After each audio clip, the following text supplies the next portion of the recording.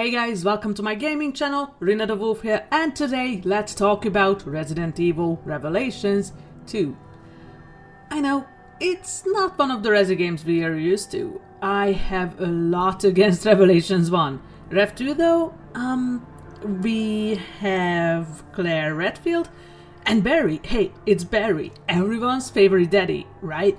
And I'll be honest, I love Moira. The part of me that refuses to grow up can relate to her. Did the partnership system get any better though? Well, it's different. Again. And hey, I'm not saying that Natalia and Moira are useless. They definitely have their functions, but when we have to survive a siege... okay, let's stick to that, it's different. Since I hadn't had a chance to play COD Veronica, I was really happy to see Miss Redfield again because since I played Resi 2 first at the end of the 90s, I'm pretty sure she contributed a lot to my gay awakening. But before I get carried away, let's see what I'm gonna talk about. I'm gonna talk about the plot, the main characters, the bosses, and my own experience with the game, and I will try to keep it short. At the end of the video, I'm gonna rate the following: plot, graphics, music, characters, and replay value. Please know that this is solely my opinion and impression of the game, and we can agree to disagree. Okay, that was another longer intro than intended, so let's jump right in.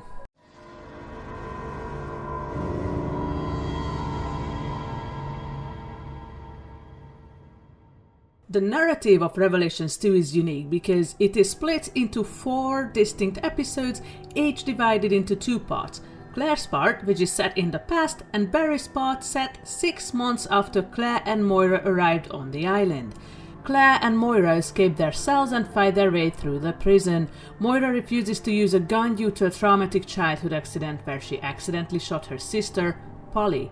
Instead, she assists Claire with a crowbar and a torch. They manage to escape the prison building and discover a massive radio tower. Claire fixes the transmitter and broadcasts a distress signal, hoping someone will track it. 6 months later, Barry Burton arrives at the island via boat, having intercepted Claire's distress signal. Upon landing, he encounters a strange, quiet little girl in a white dress named Natalia Corda. Natalia has a unique supernatural ability. She can sense the presence of bioorganic weapons and see them through walls. Barry decides to protect her and bring her along. They trace Claire's steps back to the radio tower, but Barry discovers that the distress call he tracked was sent half a year ago. Suddenly, Natalia has a psychic episode, points deeper into the island, and whispers that Moira is dead. 6 months prior, Claire and Moira head toward a massive tower in the center of the island. Along the way, they meet up with other kidnapped TerraSave members, Gabe, Pedro, and Neil. They manage to fix a broken helicopter to escape, but the Overseer activates a siren, drawing an overwhelming horde of afflicted to their location. During the chaos, Pedro's fear bracelet turns red, triggering an immediate mutation into a grotesque monster wielding a drill. Claire and Moira escape with the help of Neil, who gets separated from them. Later, Gabe attempts to fly the repaired helicopter, but the Overseer hacks the controls, trapping him inside as it crashes and explodes. Claire and Moira are then ambushed, but a young Natalia, in the past, appears and is suddenly snatched away by an unknown figure. In the present, Barry and Natalia traverse a ruined fishing village. They encountered the mutated drilling corpse of Pedro, which Barry is forced to put down. Natalia explains that the Overseer is a woman named Alex Wesker. As they edge closer to the tower, they are confronted by Wesker herself, now a deformed, heavily mutated creature draped in rags. Alex points at Natalia in absolute terror and rage, screaming that Natalia is an imposter who needs to die. Alex unleashes a horde of monsters, forcing Barry and Natalia to flee into the island's sewers. In the past, Claire and Moira navigate a factory processing plant to gain entry into Alex Wesker's tower. Once inside, they discover a secret laboratory and a hidden agenda. Neil Fisher betrayed TerraSave. He orchestrated the kidnapping of his own team to hand them over to Alex Wesker. Neil's goal was to obtain a sample of the Ouroboros virus to revive the pharmaceutical giant Umbrella under his own terms. However, Alex betrays Neil, injecting him with Ouroboros. Neil mutates into a massive, burning monster.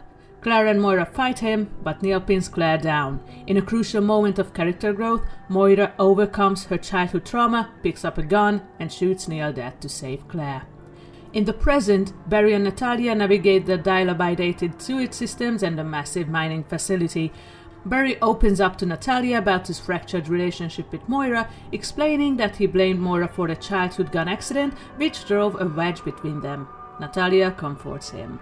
They make their way to the upper level of the tower, discovering Alex Vesker's heavily guarded sanctuary.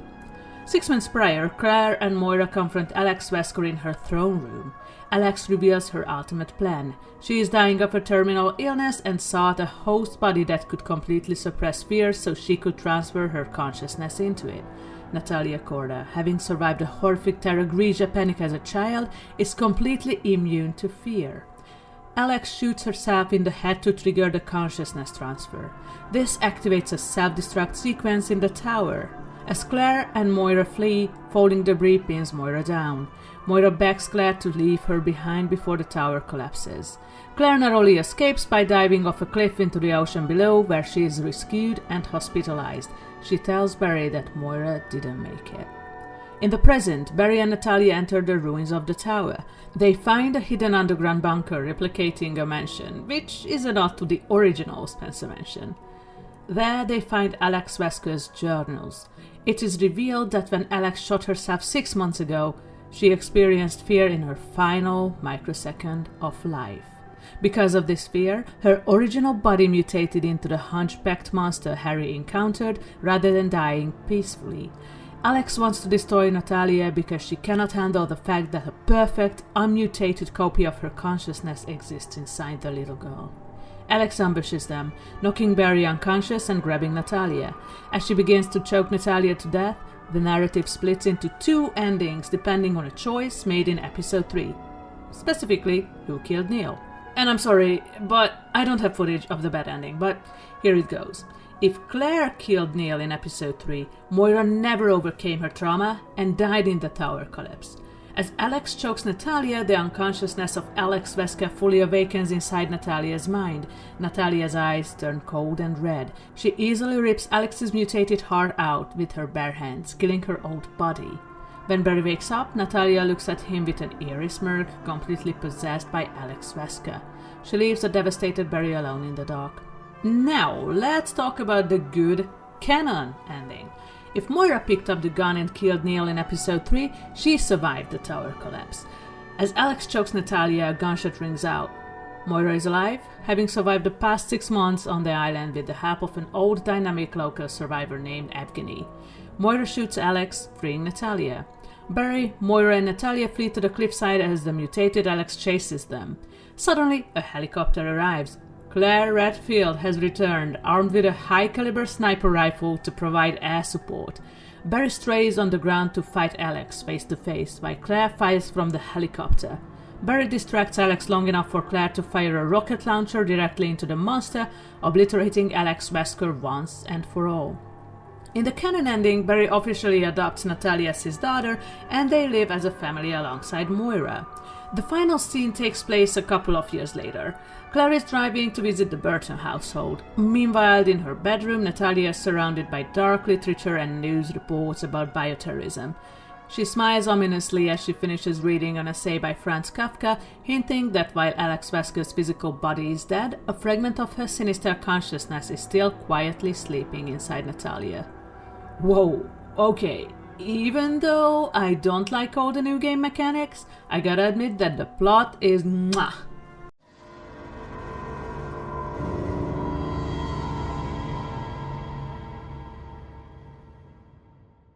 Well, I already talked a bit about the characters. No, I'm not gonna involve all of them. Even though I really liked Gabe and Pedro, I can't tell much about them. Well, Pedro is a boss after all, so alright, I know, I'm a sucker for Claire Redfield, especially now that I've grown older and she's around my age at the end of the game. And hey, Barry, even though he didn't get much screen time since the first game, and I know we agreed to call him Big Softy, nah, he'll always be a daddy figure for me. Alright, let's see our main characters.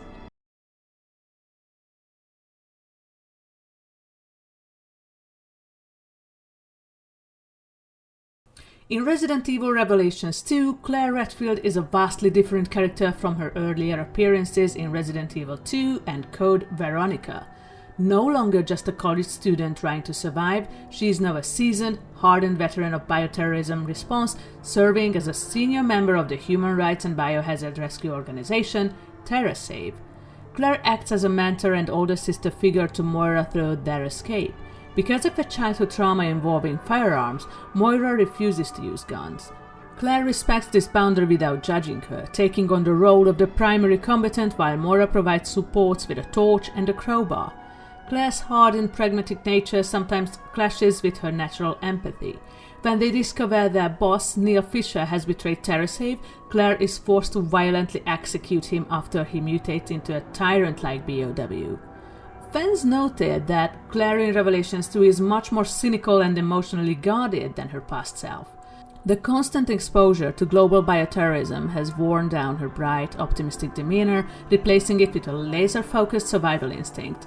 She trades her iconic bright red biker jackets for a more mature, practical corporate casual look.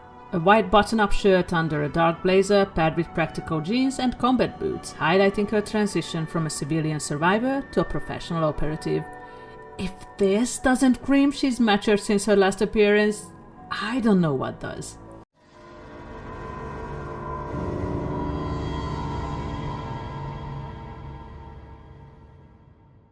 Moira Burton is one of the central protagonists of Ref 2, serving as Claire Redfield's co-op partner in the past timeline and the driving emotional catalyst for her father, Barry Burton, in the future timeline. Her character arc focuses heavily on overcoming severe childhood trauma, reconciling a fractured relationship with her father, and transitioning from a rebellious civilian into a hardened survivor. Moira is the eldest daughter of Legacy Stars member Barry Burton. Years before the events of the game, an unstable and rebellious teenage Moira was playing in the Burton household when she discovered one of her father's improperly secured firearms. While playing with it, she accidentally shot her younger sister Polly. While Polly survived the incident, Barry reacted with intense anger, heavily blaming Moira for her extreme recklessness.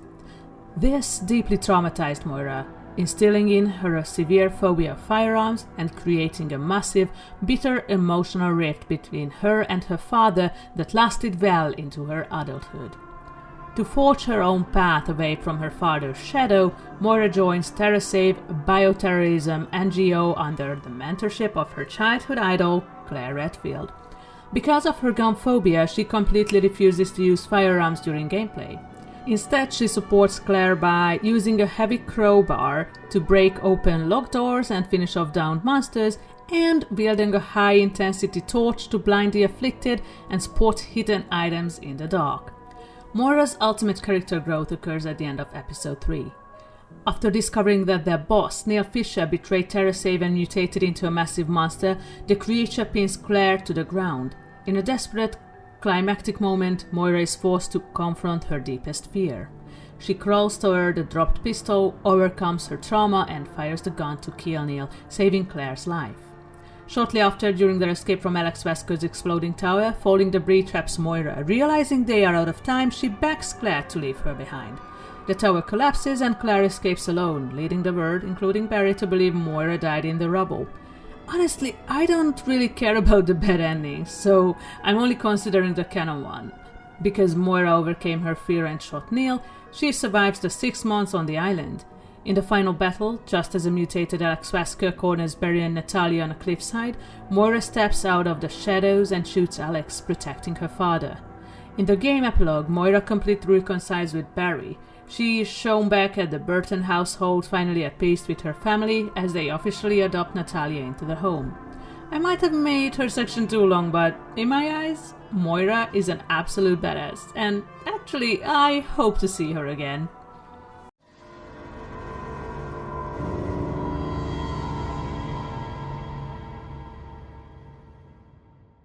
Barry Burton is one of the most iconic legacy characters in the Resident Evil franchise, and Resident Evil Revelations 2 marks his very first appearance as a main, fully playable campaign protagonist since the original 1996 game. In Rev 2, Barry represents the emotional heart of the story. His campaign takes place in the future timeline, 6 months after Claire's segments, focusing on a desperate rescue mission that forces him to confront his failures as a father. Before the events of the game, Barry's relationship with his eldest daughter, Moira, was completely fractured. When Claire returns from Zabiti Island alone and tells Barry that Moira was killed in a tower collapse, Barry refuses to accept it. Armed with his signature heavy weaponry and fueled by immense guilt, he hops on a boat and heads to the isolated island alone to find his daughter. Barry arrives on the island 6 months after Claire and Moira's abduction. He assumes he's on a standard search and rescue mission, but quickly realizes he is walking into a nightmare. Upon landing on the island, Barry encounters Natalia Corda, a mysterious, quite orphan girl wearing a white dress. Throughout his journey, Barry acts as a protective surrogate father to Natalia, opening up to her about his parenting regrets and his deep love for Moira. Unlike Claire's survival-focused segments, Barry's gameplay leans heavily into military precision and firepower. Because of his tactical background, Barry can perform silent stealth takedowns on enemies from behind, allowing him to save precious ammunition. Seeing Barry again really warmed my heart because I just got a reminder of why I liked him in the first game. He's loyal and would sacrifice himself for his family and friends. For me, he's one of the best game dads of all time. His dad jokes though? Ew.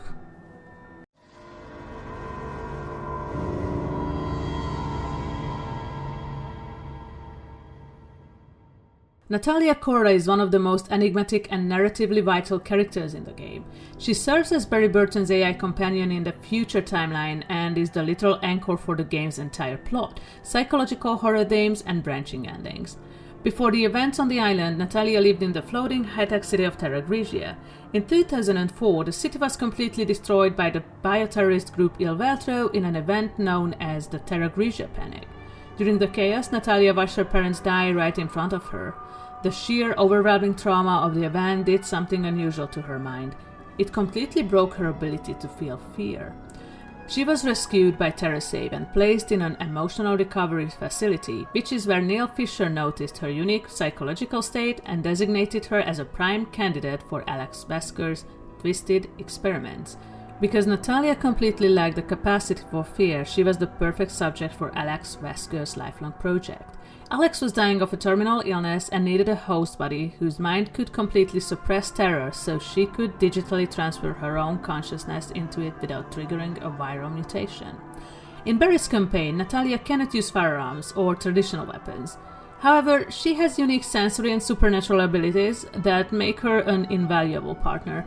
Natalia can see the aura of bioorganic weapons through walls, floors, and solid objects, glowing yellow or red depending on their state. This allows Barry to set up stealth takedowns or avoid ambushes. She is the only character who can see the invisible insect-like glass monsters, pointing them out so Barry can shoot them. She can also pinpoint the vulnerable glowing cores of mutated enemies. Being small, she can crawl through tight gaps to unlock doors from the inside. She can also throw bricks at enemies to stun them or smash open hidden item crates. The final scene of the game takes place 2 years later in the Burton household. Moira is home and Natalia is living happily as Barry's adopted daughter. However, the final shot reveals Natalia sitting in her bedroom surrounded by dark literature by Franz Kafka and newspaper clippings detailing recent global bioterrorist attacks. She looks toward the camera with a subtle, deeply unsettling smirk. The chilling implication is that while the physical monster is gone, the consciousness of Alex Wesker is still quietly sleeping inside Natalia, waiting for the perfect moment to take over completely. Not gonna lie, I actually like her backstory and potential, yes. I'm still hoping for the third game in which Alex would take over her, but for some reason, she still leaves me cold.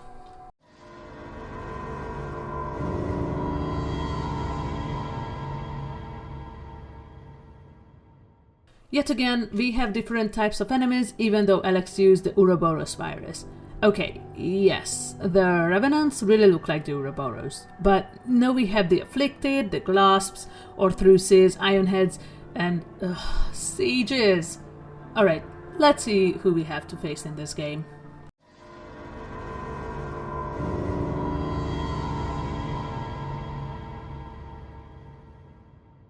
Pedro is an expert engineer and mechanic working for TerraSave. Along with Claire, Moira, Gabe and Neil, he is kidnapped during the armed raid on the TerraSave headquarters. Unlike Claire, who remains remarkably calm due to her past trauma, Pedro is visibly terrified, anxious, and emotionally unstable from the moment he is introduced, causing his bracelet to constantly flash a dangerous orange. Trapped inside the bar with monsters smashing through the windows, Pedro completely loses control of his fear. The overwhelming panic causes his bracelet to turn solid red, immediately activating the T-phobos virus dormant in his system. The virus reacts to his adrenaline and fear, causing his body to rapidly mutate in a gruesome sequence. His eyes swell, tumor-like pustules erupt all over his skin, and he completely loses his human consciousness, turning into a raging, mutated monster. He turns his industrial drill on his own teammates, forcing Claire and Moira to fight for their lives. During Claire's campaign, you can actually choose to either defeat the mutated Pedro right there in the bar, or focus entirely on survival and flee the building once Neil opens a secret escape route, leaving Pedro alive and roaming the village. 6 months later, Barry and Natalia arrive at the exact same fishing village. Pedro's fate in Barry's campaign directly reflects what the player chose to do during Claire's campaign. If Claire fled from Pedro, he is still alive and crazed, wandering the dilapidated building 6 months later. Barry is forced into a tense boss fight against him. It's actually a puzzle boss fight. You can use Natalia's help to determine which eye to shoot, or you can figure it out on your own if you want to put her out of harm's way.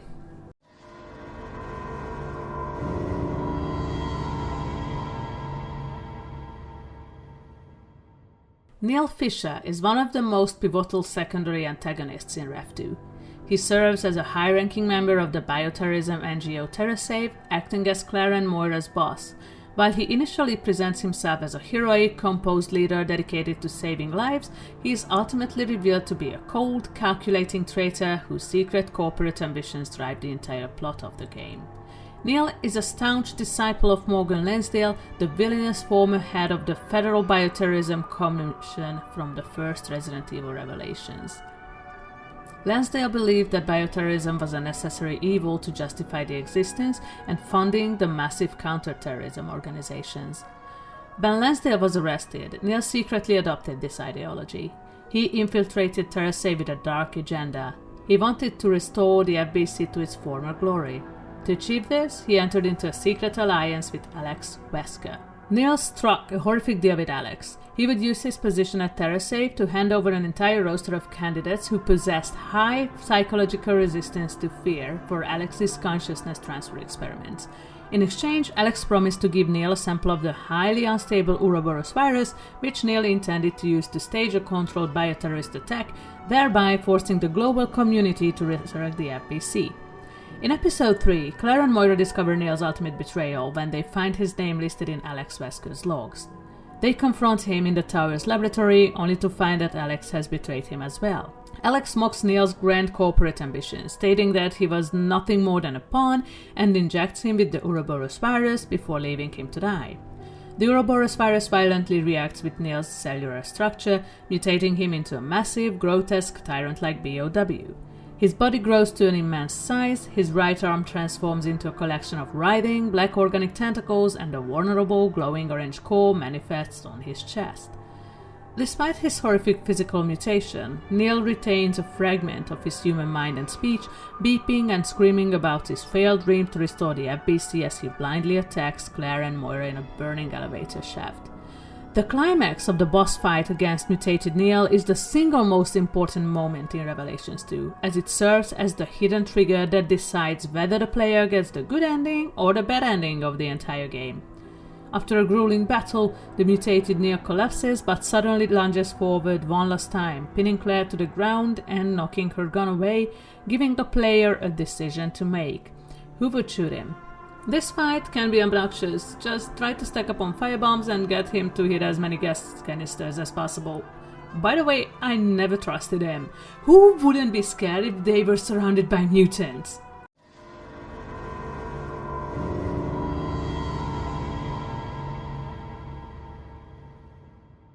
Alex Wesker is the main antagonist of Resident Evil Revelations 2.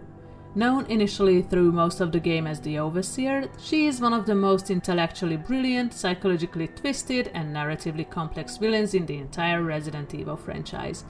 As the sister to the iconic series villain Albert Wesker, her actions drive the entire plot, experimentation, and dual timeline structure of the game. Alex was one of the prime subjects of the Wesker Children Project, a eugenics program orchestrated by Umbrella Corporation founder Oswald E. Spencer.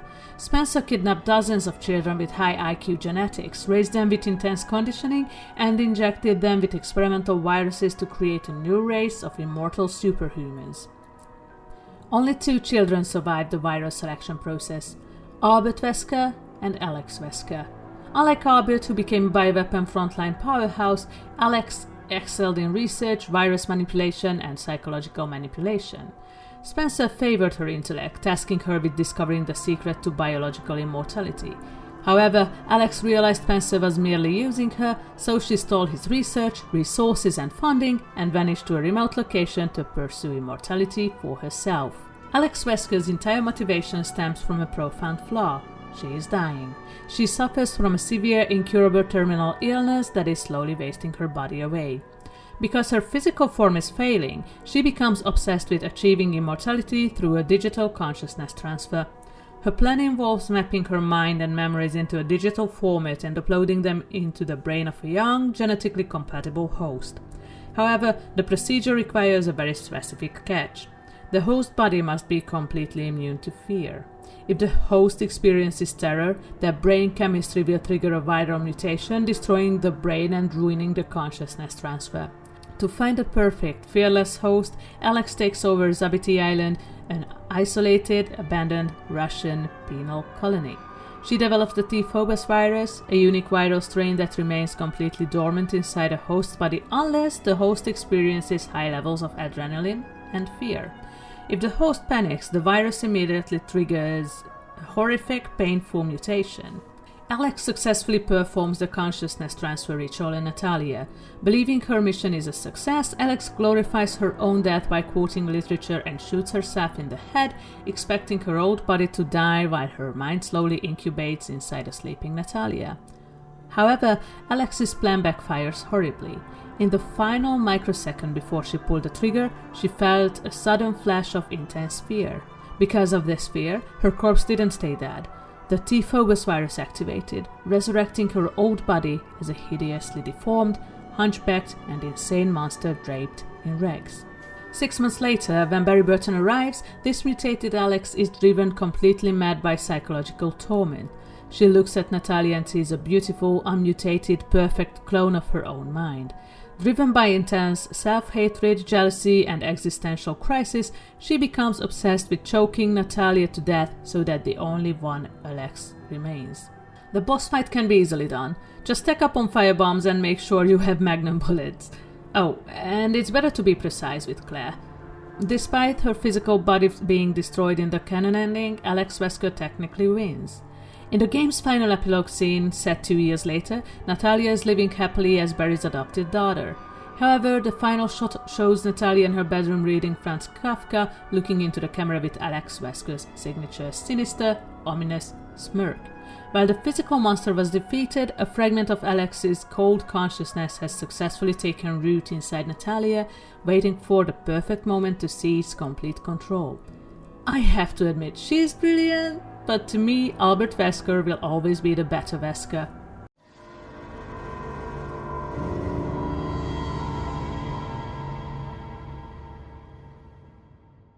As I said, there were some mechanics I didn't like. Sometimes the character that is not in control refuses to take the order and decides to run towards danger. The collectibles can be fun to look for, fine. The characters are all memorable, and I can't complain about the plot. I got 2 of my favorite underappreciated characters back for a couple of hours. Our main antagonist is the She-Wesker. New enemies, betrayal, action, stealth. What else would we need?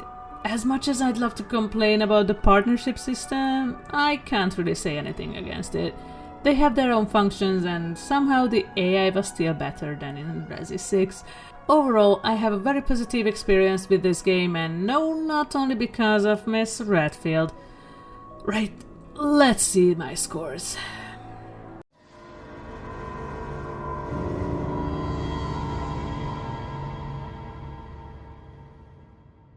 Well, I really think the plot has everything we need. Action, stealth, betrayal, a virus, a twisted antagonist, emotionally gutting scenes and conversations, and admirable characters. The deeper we dig, the deeper we get in this emotional minefield. I really love jumping back and forth in the timeline, and hey, even though Albert Wesker is dead, we can still fight the She-Wesker. Even though, as I said, nobody could replace Albert for me. I don't really have anything against the plot. I think it wrapped up the Ouroboros project nicely, and it was a nice prequel to Resi 6. 5 out of 5. The game was released in 2015. Brilliant graphics? Okay, there was this one time when Barry's head got stuck in the wall a bit, but besides that, I can't really complain. I love the details and the characters, and the monsters were designed beautifully in my opinion. You know I'm a sucker for detail, and this time I was actually satisfied, even with the tiniest detail. 5 out of 5. Right, I know, I keep saying this, but the music is perfect. However, I think the two Revelations games share the same music. Please correct me if I'm wrong. Anyway, let's listen to my picks.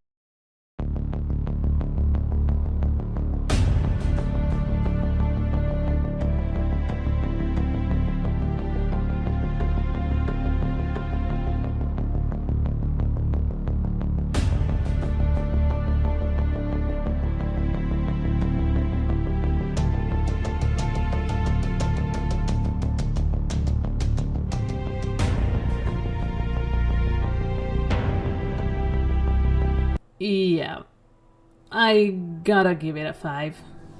I seriously can't get enough of the characters. I feel spoiled.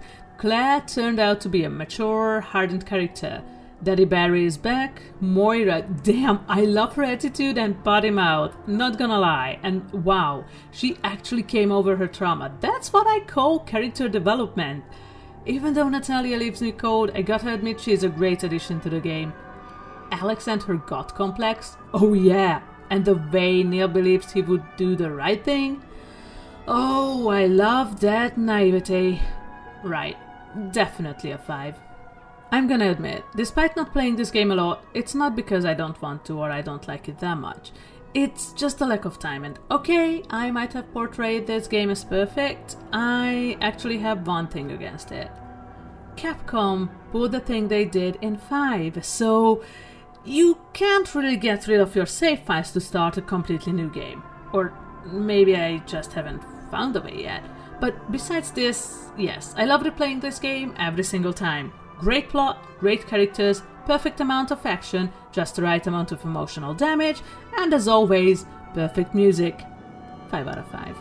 And there you have it, guys. This was my review of Resident Evil Revelations 2.